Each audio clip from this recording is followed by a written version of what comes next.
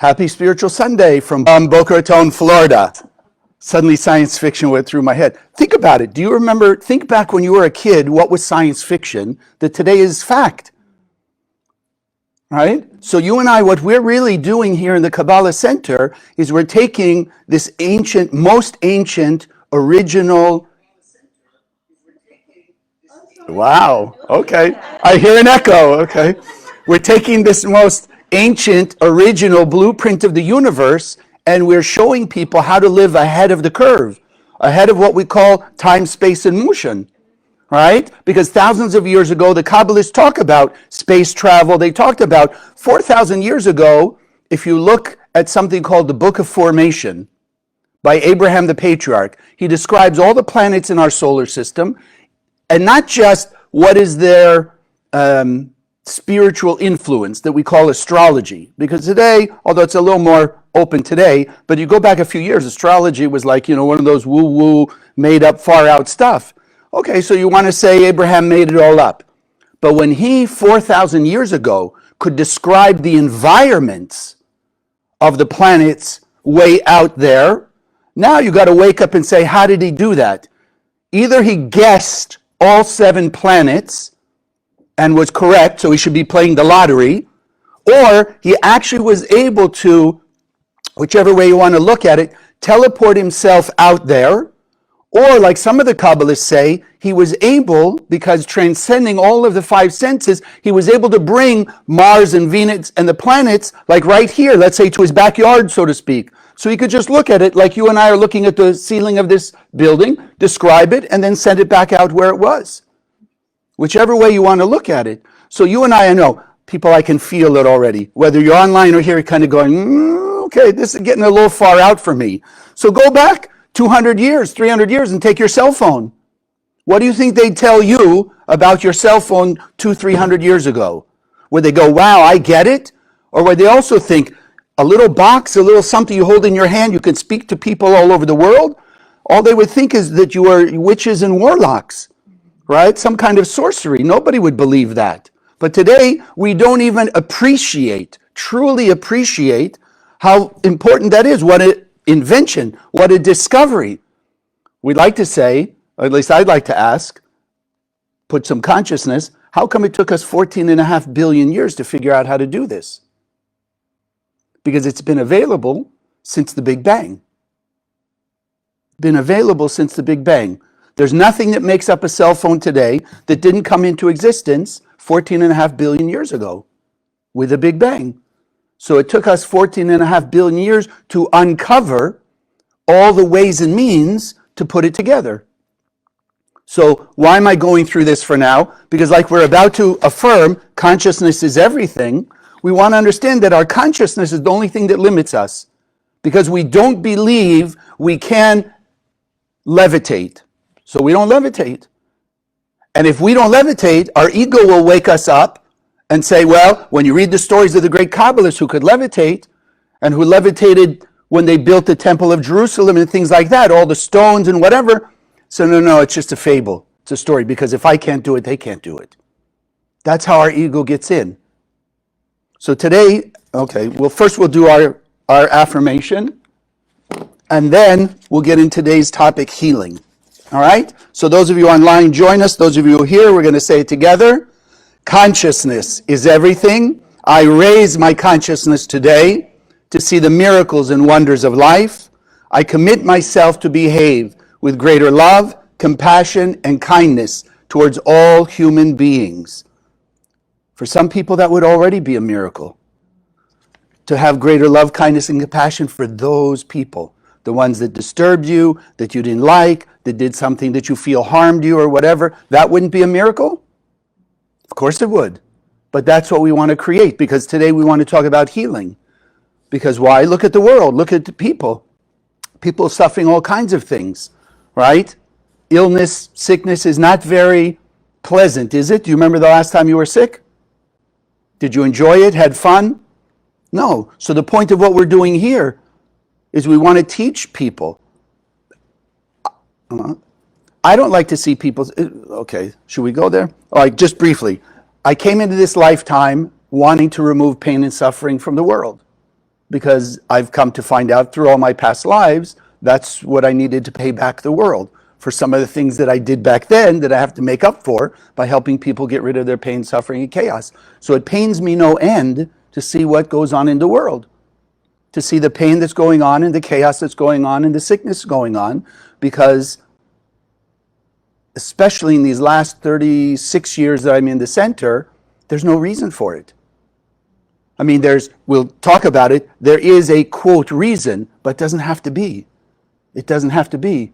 And that for me is the most important thing that I've learned and want to get across to all of you and all of you watching and everybody in the world. It doesn't have to be that way. No reason. It's just, okay, so let's get there. Okay, so let's start with this. Let's put in your mind, because we're emanating now healing energy. So I want to ask all of you who are watching and all of you here in the room, just start envisioning out of your heart and soul the light of healing just shining out and going around the world. And yes, at the end we'll do our meditation. So those of you online, don't go away after the offering. We're going to do the healing meditation. But let's just think for yourself what you want to have healed in your life. So you'll hold it now as a thought in your mind, and let all this energy that we're revealing and all that you're all sharing help you take away whatever it is that's causing that ailment, that discord, that chaos. So let's just start to awaken a little more consciousness that we'll be able to put all the dots together. Because sometimes like this, we'll awaken some consciousness, other things will happen during the day, you'll forget it, and then when it comes up, a challenge or some issue, you forget because there's been some time between when you awaken the consciousness and when you needed to use it. So I want to put a few dots in a row. So as we often talk here, we are pure and perfect beings of light, right? The Creator created us perfect. So if that's true, if we are pure beings of light, and there's not a human being on earth that is not filled with the infinite light of the Creator, which has all the same powers that we describe the Creator having, to heal, to bless, to create, to fix, etc. We have that power. So then why is it that people will start with sickness? Why is it people can get sick? Why is it there can be chaos? If we are pure and perfect beings of light, because we've also been given free will. So free will means we have the ability to decide how we're going to use the light within us, how we're going to use our God-like abilities. We have the free will. God cannot force us, the Creator cannot force us to use it in any particular way. We have free will. Go back, if you remember the Bible, and those of you who are new, the Kabbalists teach that the Bible, the 5 books of Moses, is true. Those people lived, those things happened, but what they're really teaching us is this technology of the spiritual universe that you and I can make use of in 2023. We're not just looking at history, but history is showing us things, like we say, we try and learn history so we learn how to do better and how not to make the same mistakes. So the Kabbalists, because of the Zohar, which is the soul's energy and the blueprint of the universe, it tells us simply, when the Bible says Adam and Eve had 2 trees, think, that's all they had to do. How many choices do you and I have in a day? Adam and Eve, they looked at the tree of knowledge and the tree of life, and that was the only. If they had made the right decision then, we could have lived eternal peace and harmony and bliss, which is our ultimate goal, but we're not quite there yet. That's it. So all that's teaching us is every day and every way we have free will. How come God told them, as the Bible will say in its metaphorical way, God said here, of all the trees you can eat, don't eat of the tree of knowledge, good and evil. So today, stop and think, where you and I ascribe to God blame. God, why aren't you taking away the chaos? Why aren't you taking away my chaos? Why aren't you taking away their chaos? Why is the world in the shape it is? Well, if we think God had that power, so why did God let you and me, as Adam and Eve, choose the tree of knowledge, good and evil to eat from? Why not just stop us? So from that point, we have to realize We have free will. So we have the free will to put things in order. We have free will to put things out of order. That's what we're talking about. So why are people sick? Why is there chaos in the world? Because people choose. We make the wrong choices. We don't think they're wrong at the moment, but we're making the wrong choices. So because of that, what's healing? Think in simple terms. If we have the free will to take things, put things out of order, let's talk meanwhile about sickness. So then what do we also have the free will to do? And the power, put things back in order. That's all healing is. Some of you who are parents, you ever asked your kids to clean up their room? Okay, nobody's answering here. Any of you been children? So your parents ever asked you to clean up your room or fix it? So what are they really saying? Heal your room. You made a mess, you threw your clothes all over, you left things all over your desk. Now go heal it, meaning put it back in order. That's it. Heal means just to put it back in its original order. That's why it's essential that we hold the thought we already are pure and perfect beings of light. We are pure and perfect beings of light. So if we can mess things up, we can put them back. Okay, now, sickness. Oh, so why do we? If you think about it, if a person didn't hold that first thought, we are pure and perfect beings and perfection always existed and will always exist and does exist now. So then we have to ask, why do people seek healing? If a person didn't believe that there was an original perfection, then why would they seek healing? The fact we seek healing in one way or another means we already feel, consciously or unconsciously within us, there's already a perfection that we can get back to. Because if there was no possibility to get back to perfection, we'd just give up. Why bother? I mean, think about it. You break a glass, you drop a glass, a cup, whatever, and it all shatters.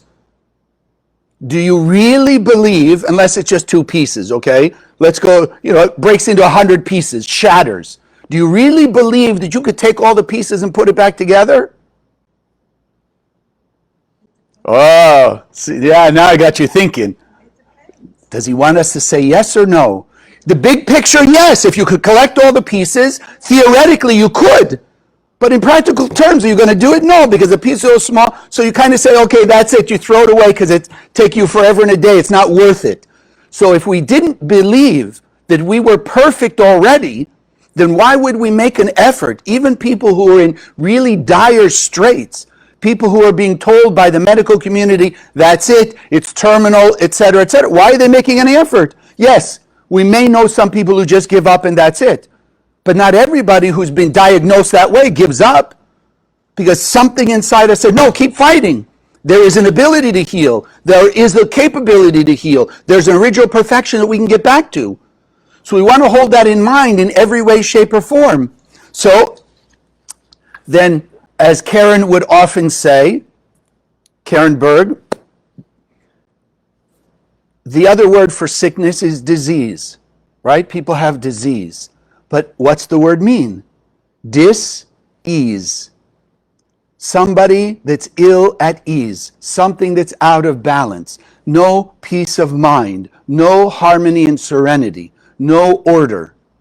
So then what is it that creates in the physical body this thing called sickness? This dis-ease. So you and I, again, we have to use everything we've been taught in the center. What's out of balance? If we were created perfect, then what's out of balance? The proportion, the connection between the body and the soul. It's out of balance. It's blocked. Why do people get heart disease? What do the doctors say when they diagnose somebody? Say, well, Mr. Smith, you've got so much blockage, whatever plaque in the arteries, that the heart's not functioning properly, right? Blood pressure, whatever it is. Did they say, okay, sometimes they do, but let's just hold that then, so you can't go the other place. If it's blocked, if there's plaque blocking the arteries, so the blood's not flowing perfectly, then what's out of balance? The amount of blood that wants to flow through the arteries, and the amount that's actually flowing through the arteries, because the artery itself is blocked. Not because the blood's not flowing, or the heart's not pumping, or there's not enough blood, but there's not the balance. between the conduit called the artery and the blood that wants to flow through it. It's out of balance. So the person has various ailments. So then what's out of balance? Our body and soul. The light in the vessel within us.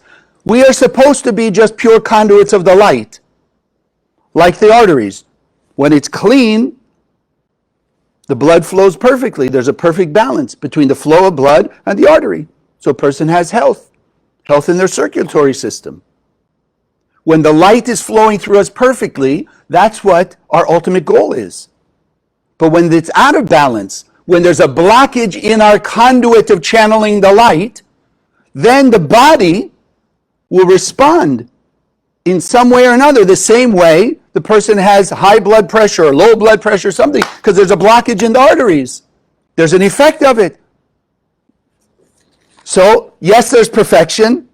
Our mission in the world is to have perfect balance, but remember, free will. So how do we block those arteries? 2 behaviors. There's only 2 behaviors. Took me 30 some odd years to figure out how to keep this simple. Binary system. We only have 2 choices, tree of life, tree of knowledge. 2 things we could choose from. So what we call reactive behavior is when a person is giving in to their 5 senses, means they hear the person scream at them, they see the person doing the wrong thing to them, and therefore the person acts against the mission that we came here to do, which is simply to channel our light 24/7. So what do now? Scream, yell, fight, bite, something. And therefore, by going against what our mission in this life is, they create a blockage. And that blockage creates chaos, creates some kind of ailment. Sickness. The other choice is proactive, we call it. That's it, acting like the light, transcending the 5 senses, as we've talked about probably a number of times these last few weeks in particular. You don't know, not always, what you did in a past life. So when that person comes out of nowhere and says something terrible to you, does something not so nice to you, etc., it may be just the effect of what you did in a past life to them.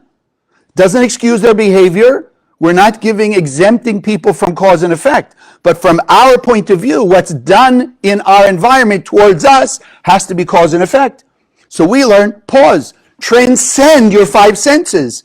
Don't just look and say, well, they came out of nowhere. I was just walking down the street, minding my own business, and then boom. No, transcend your 5 senses. Say, wait, I came here to just act like the light. Must be an opportunity to pay my spiritual debt from a past life if I don't remember anything in this lifetime. So let me just shine light on them. Let me act in a proactive way. I'll act like the light of the Creator. And therefore, I turn more of my chaos into harmony. I put some of that mess back into order. And I walk away with more light, more blessing, more peace, more serenity, less dis-ease. Being more content. When a person reacts, think of the last time you reacted at somebody. When you walked away, did you walk away with peace and harmony? No, you may be grumbling inside, but saying, oh, but I showed them, I told them off. Look how they gave me what I wanted. Okay, but that's not satisfying. After that, after you say that, you're still grumbly because you don't feel good the way you acted because it's against what you came here to do. But you pause and you transcend, and now you act like the light. So you're shining forgiveness, kindness, compassion out to that person. When you walk away, you're already more serene. Yeah, there'll be that little thought, you know what, why'd they do it, whatever. Okay, but I walk away more peaceful. So I may have that one moment of thought, okay, it wasn't nice what they did, but I feel at peace because I shined light and I walked away. Versus I scream and yell, so I feel good for the moment, and then the person walks away and they feel bad for the next day, the rest of the day, weeks, until they do something else about it. So we only have those 2 choices. Just channel light. That's all we're here to do.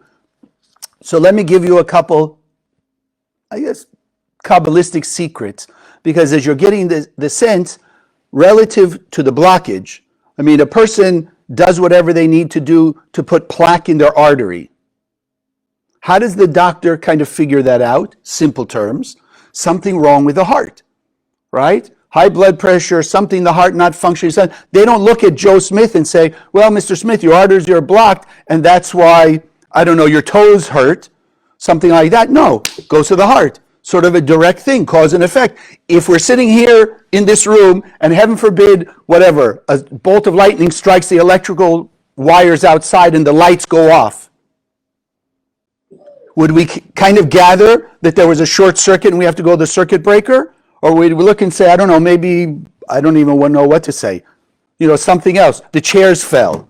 No, there's a cause and effect. So everything is a sign. So here, let me give you a couple. And again, these are general things because like so many different things, there's a lot of more subsets of issues. But just that you'll get overall, since we talked about the heart, let's start with that. Why do people have blood pressure issues or heart issues? The Zohar says very simply, there's a lack of forgiveness.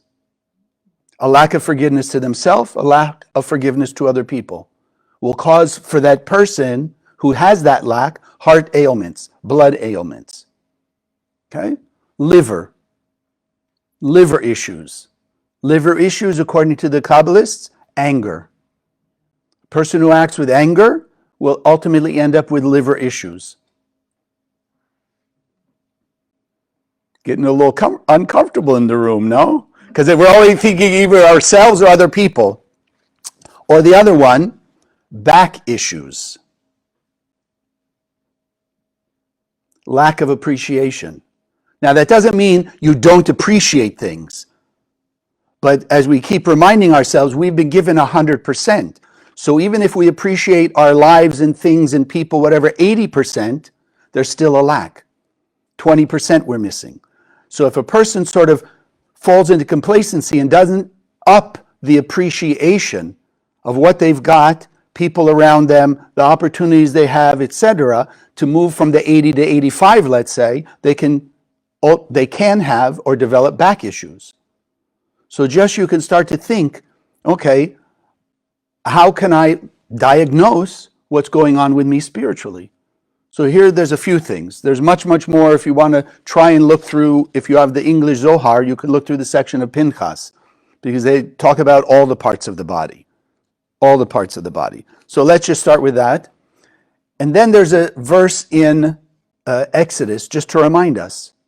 Ani Hashem Rofecha, I, God, the light force, I'm the healer. Now, unfortunately, that parasite we programmed in our head, that opponent opposition program, the ego program, right, will tell us, oh, the Bible says, God says, I am the healer. So then you better pray to God to come heal. Because obviously if a person is sick and God, in the old traditional way, is the healer, then maybe God doesn't want to heal the person. Maybe God doesn't realize that Joe Smith is sick to come heal the person. So we better wake up God and pray to God. Hey, God!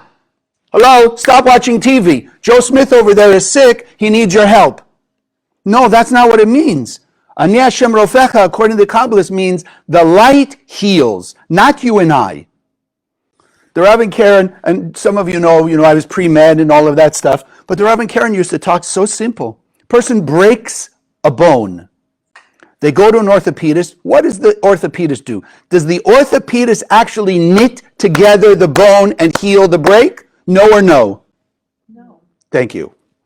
Glad you agree. Right? They don't. What they do is they put the two parts of the bone in proximity next to each other, and then the light, through the physiology of the body, causes the bone to knit together. The doctors don't heal. They can put things in proximity, if you're getting the idea, but then the perfect physiological system takes over to finish the healing.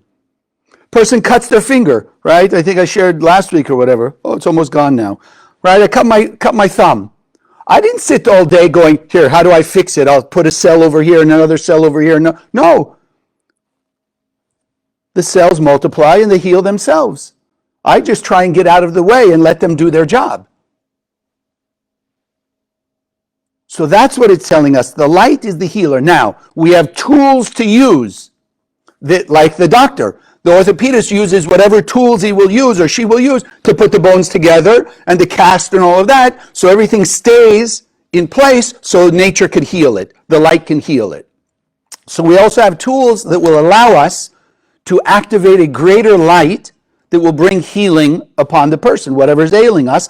And don't forget, in the last number of years, one of the big things to come along is prevention, right? Strengthening the immune system. So go out there and you can find a lot of things they say, this will strengthen the immune system.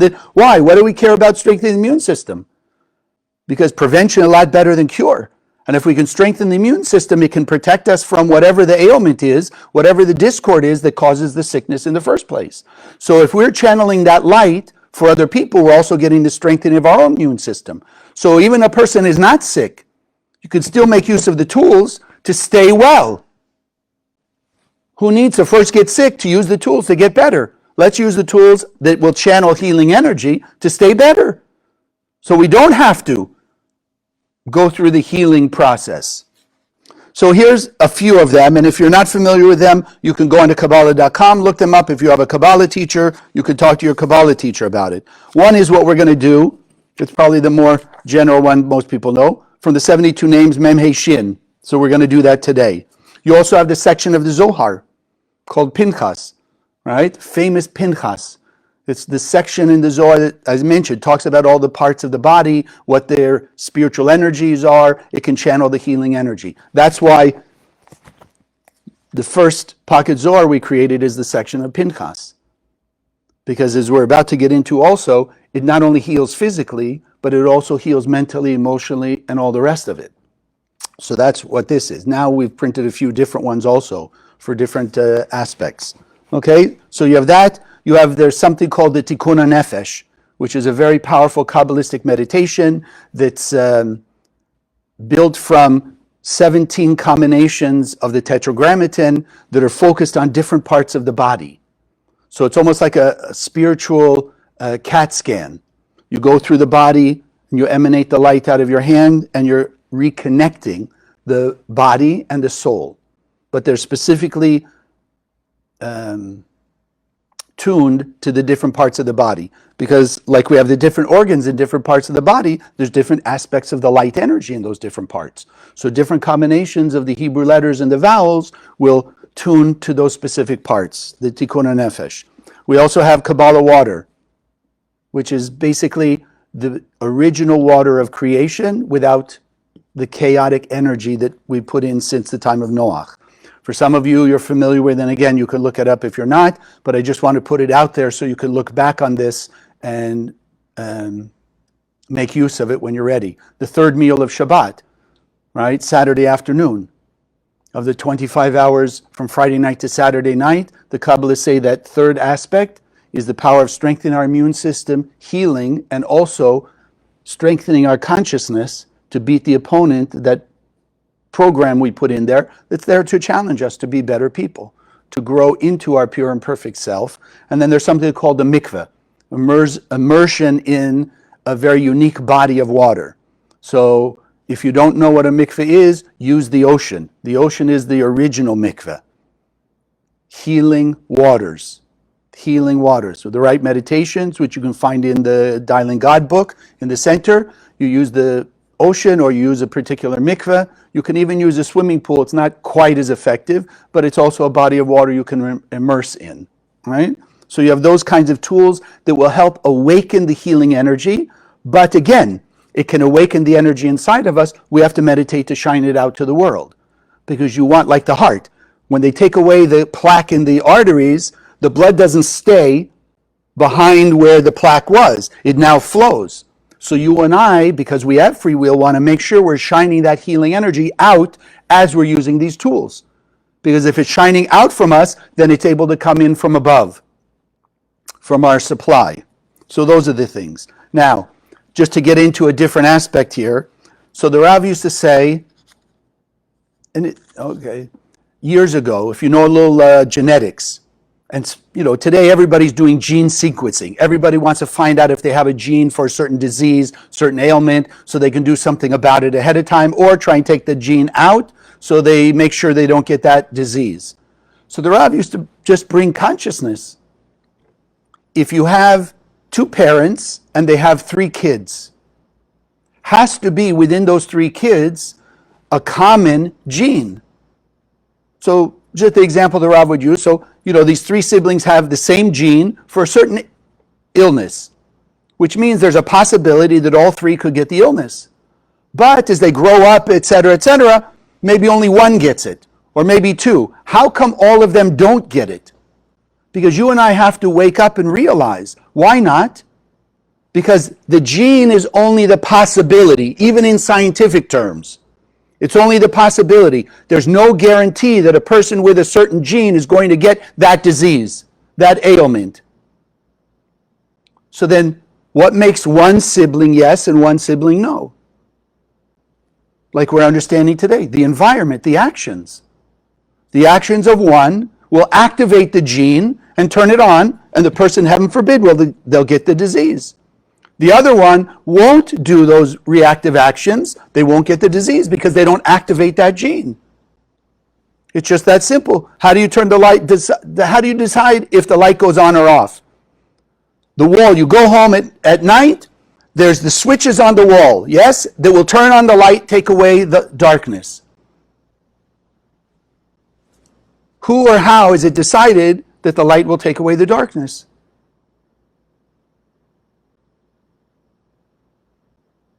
You forgot?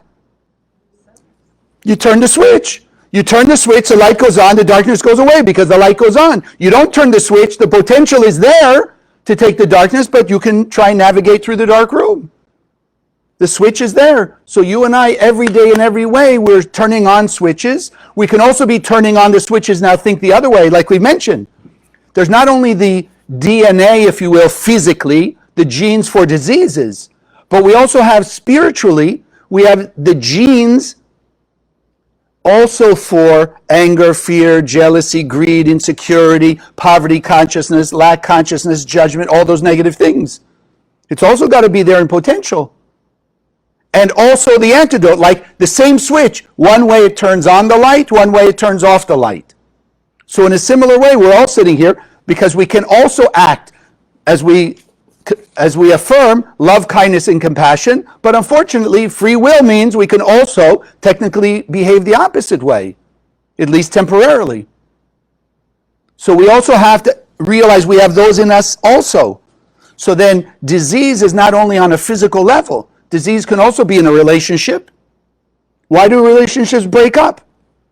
Because if you're getting it now, they somehow get sick and then die.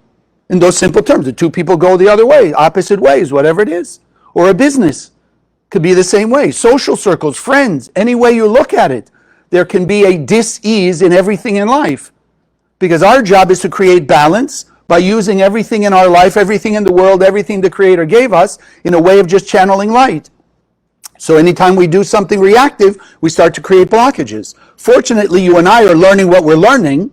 So even though there's a potential inside, what we're teaching here in the center is how to, if you want to call it, deactivate the genes of chaos and activate the DNA of the Creator, which is peace, love, harmony, joy, happiness, abundance, protection, all the good stuff. Because that's who we really are. So we're the ones in control of the switches of our life, not other people. So here like this. So I wrote down a few things, just that maybe it relate to some of you. Or you'll be able to share it with your friends, because I know somebody who does. Okay. So you take your partner of life for granted. Okay, you've been having a great relationship, this and this, so you're not mistreating them, but in your own mind, you start to just take them for granted, right? Because they're there all the time, they're there in the usual ways, blah, blah, blah, like that. So you take them for granted, out of balance. Why is it out of balance? Because you say, I'm not mistreating them, I'm still nice or whatever. Yes, but we have to think bigger picture. Remember, how much do we have inside of us? 100%. How much is coming out of the cosmos towards us? 100%. So if right now we're only revealing, like we said, 80%, then what's happening moment to moment to moment from above towards and through us, or towards us? More of the light is coming. So if another spark of light is coming to us, our job is to let it flow through us. So in the frame of that relationship, a spark of light of a more appreciation, more value of that person in our life is coming through. But if we're blocked, meaning we're just complacent, again, it doesn't have to be bad, but just not adding that spark of value. Say, wow, I'm really happy with them. I really appreciate what they've done to me even yesterday, last week, 6 years ago. I can up that appreciation. So the spark wants to come in, a person not appreciating is now out of balance. Because now there's technically 81 wants to come in, but only 80 going out of balance. So then the relationship can start to have a little discord. What about work? Same thing. At work, there's sparks of light, prosperity, abundance, whatever you want to look at, comes in. But if a person now has a little upset at their coworker, they're looking at them, maybe they're trying to steal my sales or my clients or whatever it is, or I'm just jealous because they're selling more than me, or they're doing more than me, or they're making more inroads with the boss, whatever it might be. So that kind of discord is the same thing. The light that wants to come in is now blocked by the person's envy, jealousy, whatever it may be, towards the other coworker. So now their business is out of balance. And then they wonder why they don't get the sales, there's discord, or you could even know the opposite. Somebody gets promoted. They've been telling you, they're looking for promotion, a raise, they get the raise. But in the moment they get the raise, instead of appreciating, they're looking at the other guy who got raised extra, who got promoted up one extra level. So where's their appreciation? Where's their balance? You follow of energy for what they got. No, it's gone. Out of balance again. So then the business, or their happiness in the business, their satisfaction with the job starts to disappear, start to disintegrate. Could be the same thing, or like I said, social circles in a similar way. Put judgment on people. Oh, out at the event, look at them. Look at, they think they're so hot. They think they're so great. They look what they're showing off all their diamonds and the jewels and the this and the that, and look what they got on their arm and all that judgment. Again, light wants to come in and give us more blessings. Our blessings that the Creator already gave us, it's our job to reveal, and now we're judging. So we're blocking the flow. Again, it wants to come in, we're blocking it by that judgment, that negative judgment, out of balance. So then what starts to happen slowly, and you probably know people like that, they're judging people, so they distance from that one, different. Next thing you know, they're all by themselves, lonely and unhappy, isolating themselves somewhere. It's out of balance. So again, it can be anywhere and anything. So you and I now, because we have the ability and what we call seeing the bigger picture, you and I look at the world. You ever look at the world? You see the world these days? 40, 50 years ago, it wasn't such a big deal to look around the world because it wasn't so impactful all the time. Today, you can't help but look around the world and see the chaos everywhere. And the chaos out there is affecting the chaos here too, because it's all interconnected. You and I have learned that for all the years we're in the center, but now you're seeing it everywhere, every day. We're hearing. And don't just say, well, it's because now we have better technology so we can see what goes on around the world that we couldn't do 30, 40 years ago. That's not the reason. That's the effect, not the cause. The chaos in the world, according to the Zohar, according to the Kabbalists, like we said, we're pure and perfect beings of light, yes? So the physiology was created perfect. We got a soul filled with light. Everything's perfect. What about nature? What about the world itself? So the Zohar says, yes, nature also works perfectly. But we all know who screws up the environment. The birds? Plants? Who screws up that perfect environment? The perfect ecosystem balance? Human beings. But nature itself is perfect. So we got to wake up, and this may be a little far out for some of you, but I ask you, don't just dismiss it. At least be open. You don't have to believe it, but don't dismiss it.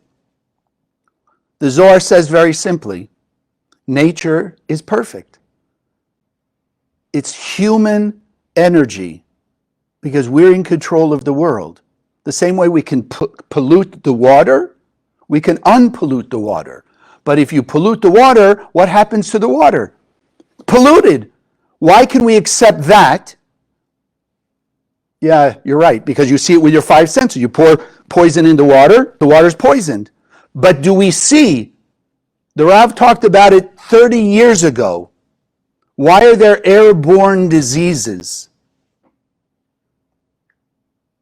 Because people use their breath, their words, to speak gossip, hate speech, anger speech, jealous speech, envy speech, all that negative speech. Our breath is air, is it not?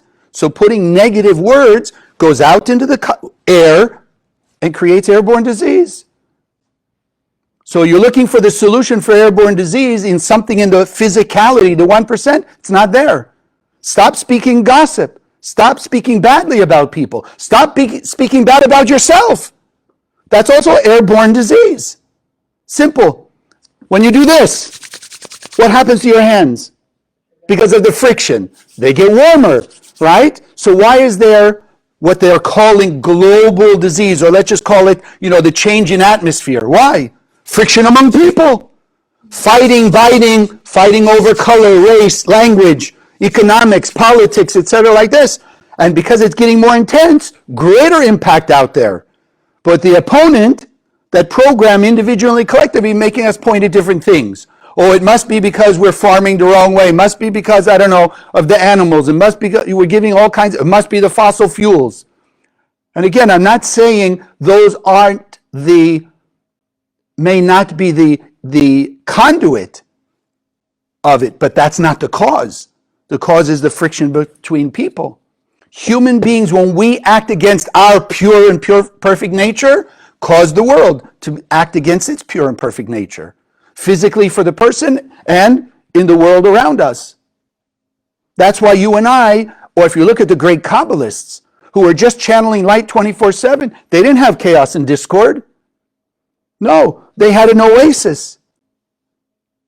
They were protected from all the pain and suffering of the world because they were just shining light. And as we often talk, light is the only protection against darkness. So we want to start realizing we also can fix that. But it goes back to the idea we don't believe it. I was listening to a class from Michael Berg from a few years ago. And again, he's reminding us, we don't realize how powerful we are. We have the light of the Creator inside of us that could take away all the chaos like this. We just don't believe we have the power. We let that parasite, that program we put in there say, well, but I'm only one person. What power do I have? How can I change the world? So I keep reminding myself, and you guys just get to hear it also as I talk to myself here, every human being on earth is interconnected with 8 billion people on the planet. So what I do here is affecting 8 billion people. What you do is affecting 8 billion people. The other side of it is what they're doing is also affecting us. So if we want to be protected from their even a little spark of negativity, we have to send light out through this internet. So our light protecting us from other darkness. It's not difficult. It's not a difficult concept. It may be effort to overcome like this. So what do we? So you want to change it? Oh, here. Where did I write it down? Prevention better than cure, right? Prevention better than cure. So we got to go here. What's the root of all of it? The root of everything we've talked about today? Here, it's the first thing we mentioned. Consciousness is everything. Which means what?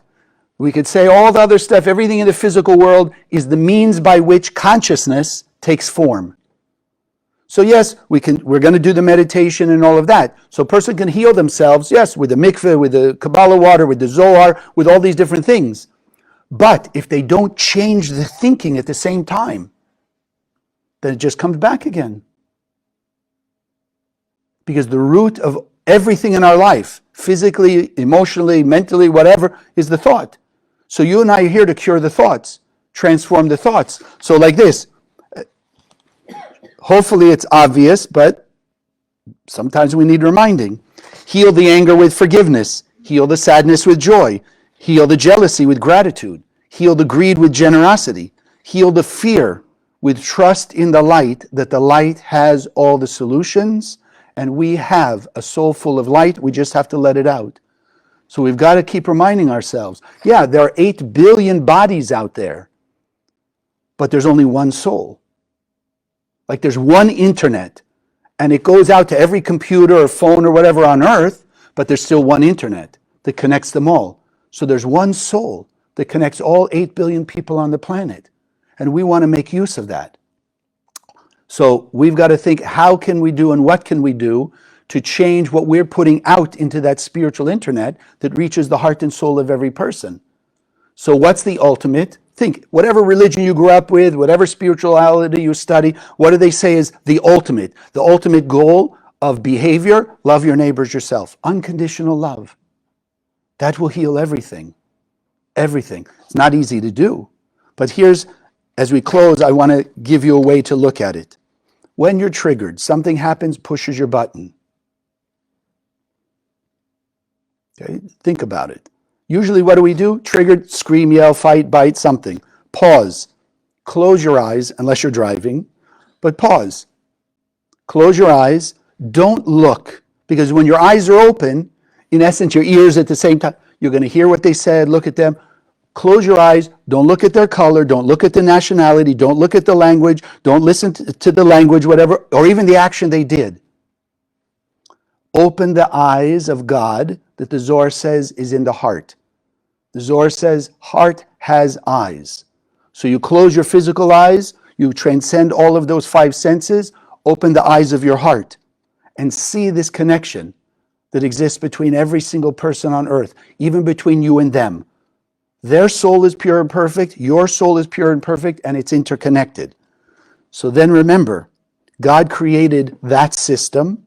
And remember that as the creator, we say, as God loves us unconditionally, then we want to also be able to pay that forward. Because no matter what we do, how we misbehave, the creator still loves us unconditionally, meaning sending us light 24/7. The light is never withheld from us because of the negative things we do. We may block the light, but it's not withheld. So in that moment, you're pausing, closing your eyes, letting the eyes of your heart open up, transcending what happened, who they are, what they said, whatever it is, then just pay it forward. Shine the light of unconditional love. If that pours through you, it starts to dissipate some of your hurt, some of your anger, some of your resentment, some of your fear, whatever it is. It also starts to activate the light inside them.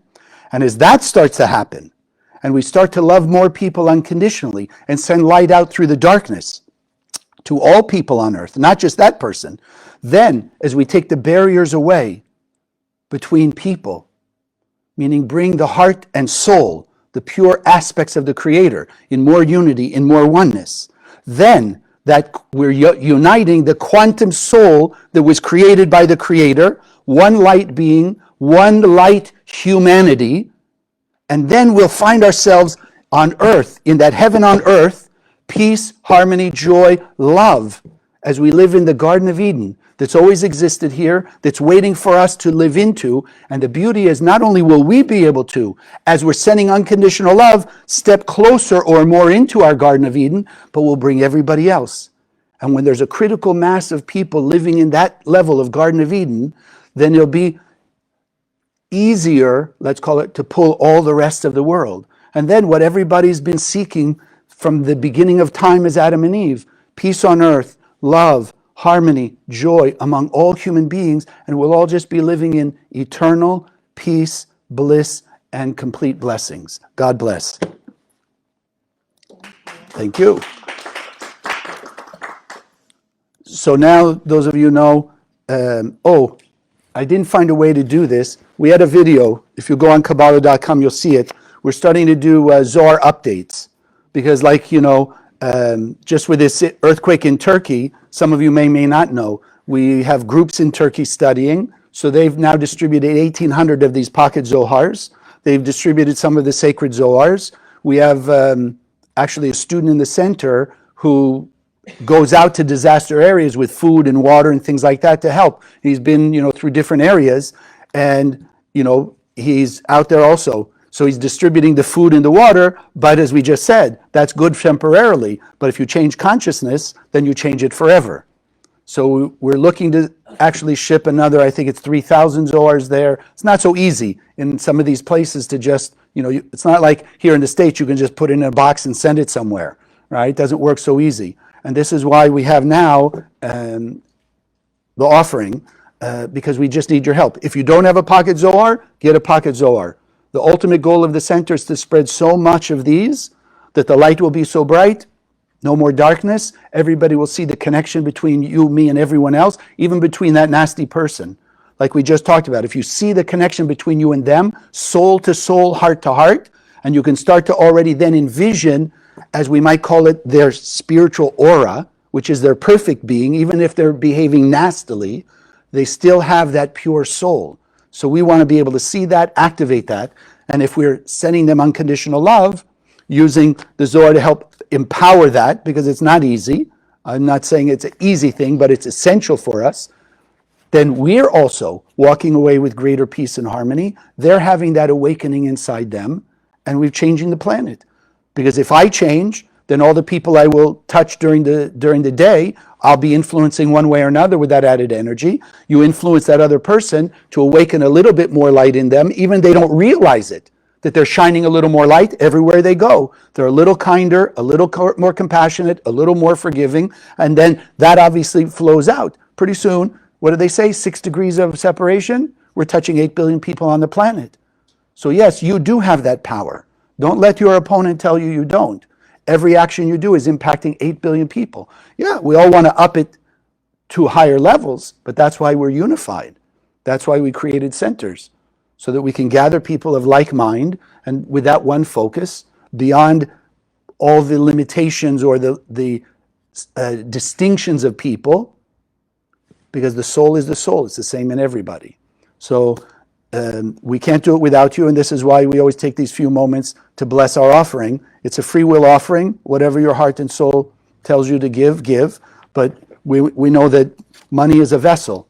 So as you put the blessing in it, that's what it's going to bring back to you. So those of you online, I put the link to give, show your appreciation and your support for what we're doing.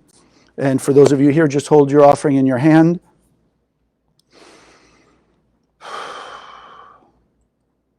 Just the realization that the light is our power.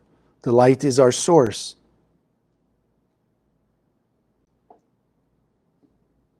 Appreciating that our soul is full of light, giving us talents, abilities, capabilities. Ultimately, it's the source of all we are and everything we have. And so we're injecting into this offering this light, this unconditional love, and our blessings. And we're directing this light, that through the spread of the Zohar and this wisdom of Kabbalah, to reach more intensively, quickly, and impactfully to the heart and soul of every human being on earth, through the spiritual internet of the one soul, to turn on, activating the DNA of the Creator inside us as we're sending it out, and them as it's entering into their heart and soul. That day by day, all 8 billion people on the planet are acting with at least a little bit more love, kindness, and compassion for all people. And we know as we're sending it out to 8 billion people, and the universe is essentially our mirror, that we're also receiving in return 8 billion sparks of light, speeding up our own process of removing our darkness, revealing our true nature, and all of our blessings. And together we say, Amen. So also, we want to do a meditation. For those of you unfamiliar, what you see here in the room on the left, those 72 boxes, those are 72, what they call 72 names of God. The Hebrew letters are not a creation of humanity. They are primordial, like a photon. Nobody created a photon from the Big Bang. It showed up. We've defined it, we've learned to make use of it, etc. So in a similar way, what we call the Hebrew letters are also like photons of the light of the Creator. They come from the endless world, they take on these unique shapes, and so this is the DNA of every soul on earth. So it doesn't matter who you are, language, religion, background, culture, what have you, your soul is made up of the energy called Hebrew letters. So we want to use this particular combination, Mem He Shin, to awaken the energy of healing. And as we said today, not only healing physically, but also in all the other ways, mentally, emotionally, psychologically, etc. So just look at it. Let the shapes be engraved in your mind's eye. Mem He Shin. The combination of these three energies unite for healing, which means as we let them enter through our eyes, because we know the eyes are the window to the soul, it starts to activate the gene of healing within us.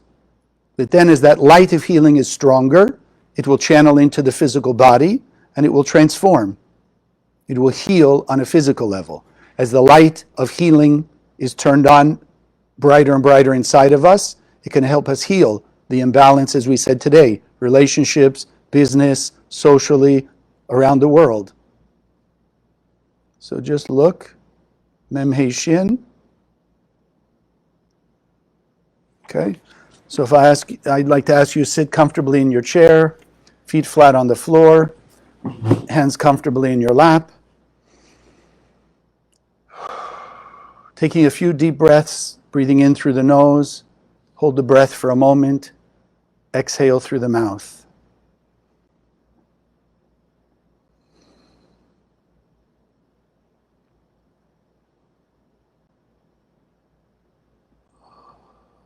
Just allowing yourself to relax as you're increasing the circulation of your breath. We know that the air is actually the light of the Creator in a very ethereal, physical form. As it's called, the breath of life was infused by the Creator into every human being. So allowing this circulation of the light and the air to settle you down, focus your thoughts on the light that's within you, the light that surrounds you.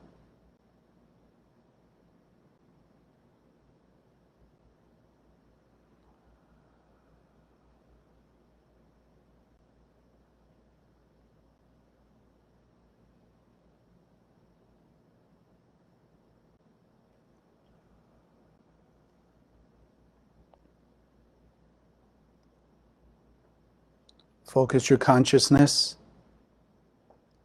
on the truth that you are a pure and perfect being of light, that perfect light of all the blessings, health and healing in every way, already exists inside you. And that light knows how to heal any and everything that you and I need individually and the world needs collectively.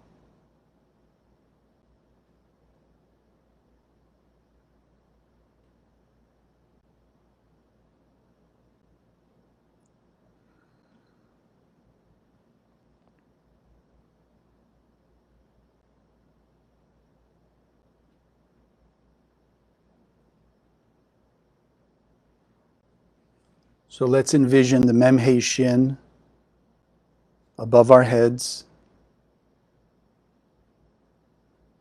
and seeing in our mind's eye the beam of light that comes from the endless world that strikes those three energy forces, Mem He Shin, turning on 100% of their light's energy, which is the energy of healing. Seeing them glow bright, shining, vibrating with this energy of healing. The power to bring everything back to its original state of perfection.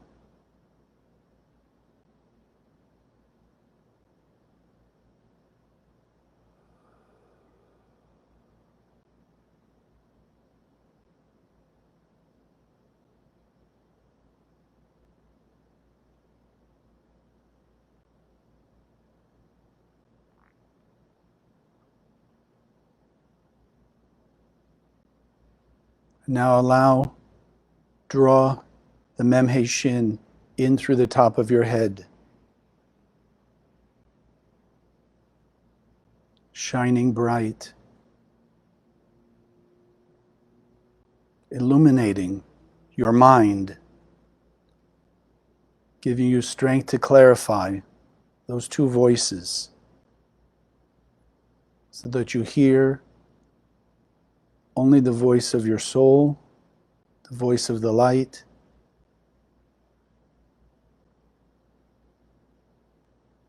that your actions will follow to be only the actions that channel light through you out to the world. Allow the Memhe Shin, as it travels from head to toe,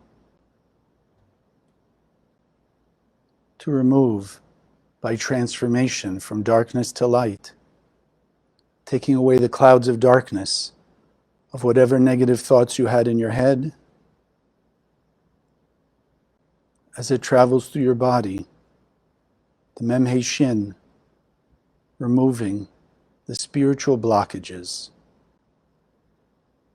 that have caused physical ailment,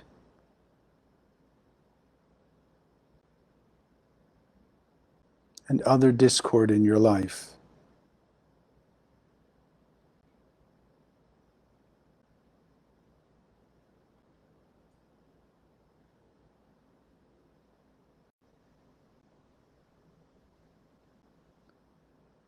Feel the energy of your soul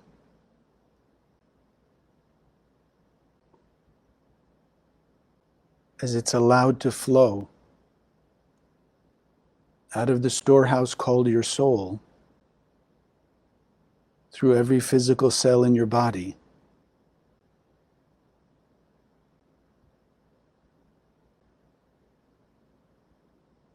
Wherever you may have a particular blockage, a pain and ache, something out of balance,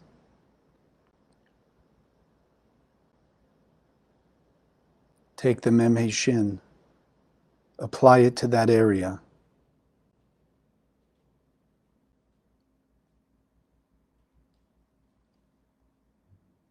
Let it strengthen the connection between the soul and the body there, but also listen for the voice of the light, the voice of your soul.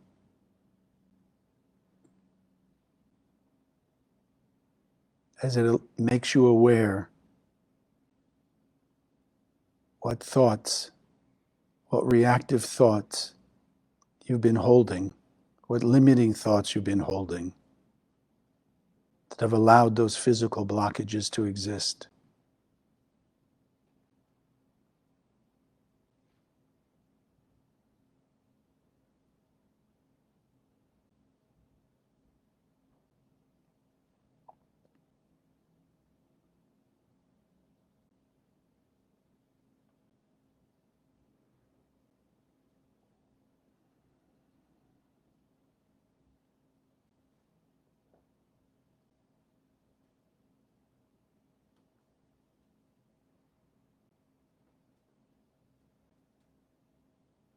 And now together, let's let the Memhe Shin settle in our heart.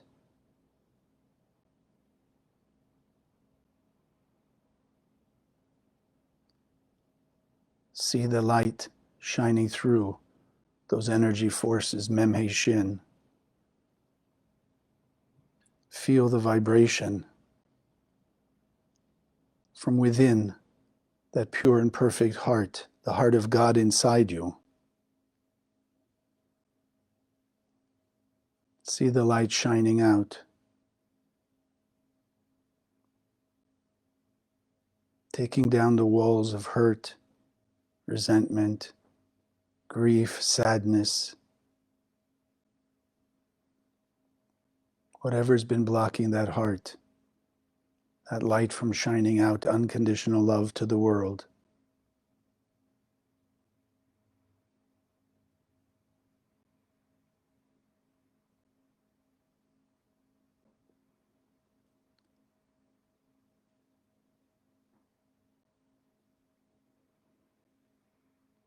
And now take that Memhe Shin, let it also shine light to whatever other areas in your life, friends, family, business, even out into the world, People, places, situations that you've held blockages, hurt, anger, resentment, hatred, animosity, discord. Let the Mem Shin heal by reaching out, surrounding those people, those situations in this light, sending the Mem Shin directly to their heart and soul, healing them of their discordant thoughts, ideas, limitations.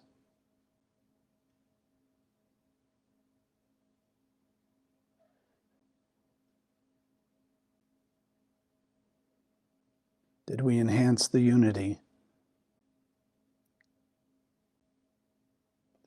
of souls between all of us?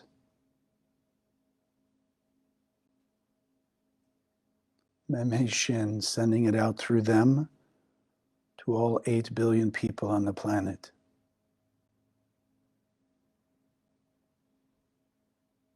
Healing all discord, all illusion of separation,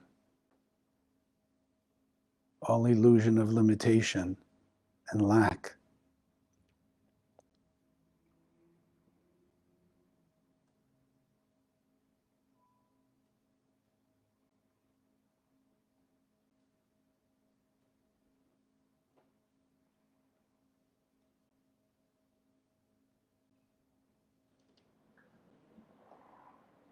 Allow the Mem Shin to reach out. Did we heal the world through the heart and soul of each person?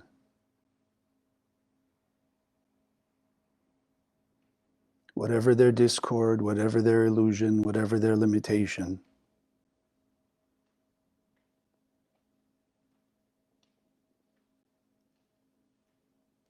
And especially the limitation between their own soul and their own being.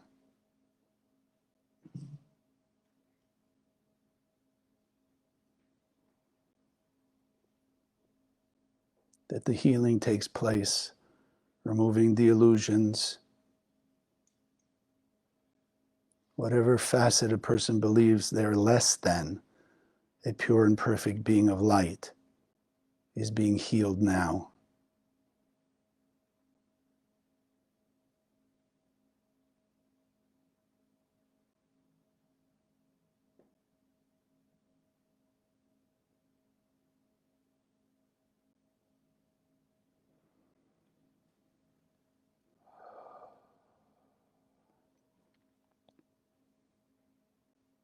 Take note and keep in your consciousness this peace and serenity that you feel. The vision of the world in peace, harmony, love, and unity.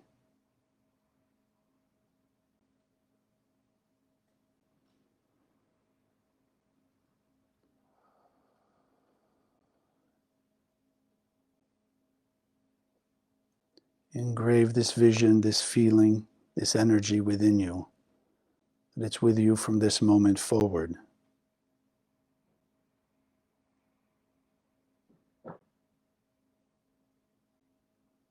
And as we'll take one more deep breath, anchor it in our heart, soul, forever. And as you exhale, slowly opening your eyes.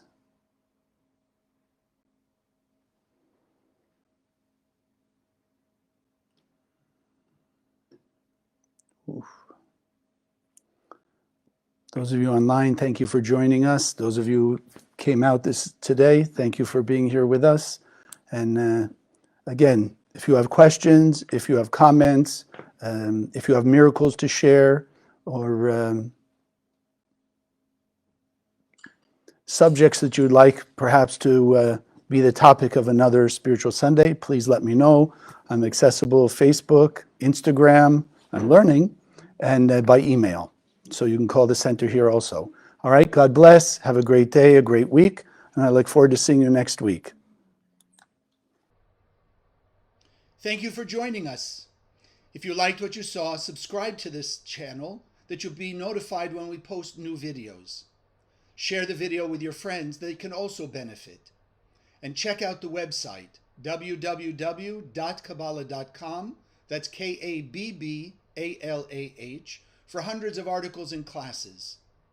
Wish you an amazing day, and God bless.